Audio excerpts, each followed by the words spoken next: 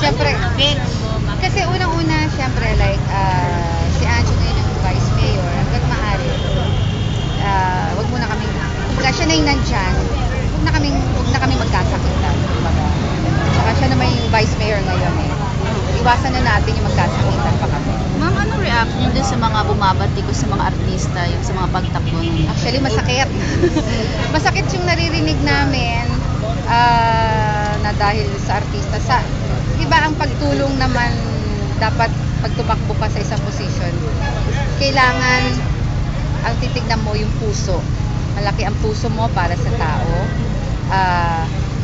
Malaki ang puso mo sa pagtulong sa tao. Yung totoo ka, priority mo para sa tao. And ang tingin ko naman ng mga artista, mas marami yung gano'n naman. And siguro, pero ang napapansin ko naman, mas malamang sa tinitira nila sa matataas na position eh. Hindi naman sa mababang position, yung sobrang matataas. Yun ang inaano nila.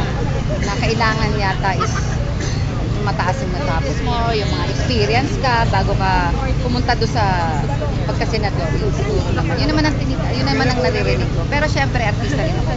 Nasasaktan din ako. Pag may binabati ko sa artista rin. Pero hindi ba, sa yung position kayo, pero isang Richard Gomez na nagtumatakbo independent, paano yan? Tutulungan mo rin ba? Ako kasi kahit masakit sa loob ko kasi hindi na rin iba si Richard sa akin. Kaya lang syempre, ang priority ko ngayon is syempre yung uno, yung partido namin.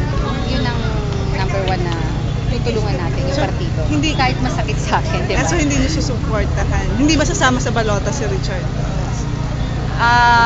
Basta yung masasabi ko muna, sa partido lang muna. Masakit nga, di ba? Kasi nagkataon magkakaiba kami partido. Pero hindi ibig sabihin yun na magkakagalit kami o magkawa. Hindi yun. Kundi nagkataon na magkaiba kami partido. Siyempre, susuportahan ko, nasa partido namin.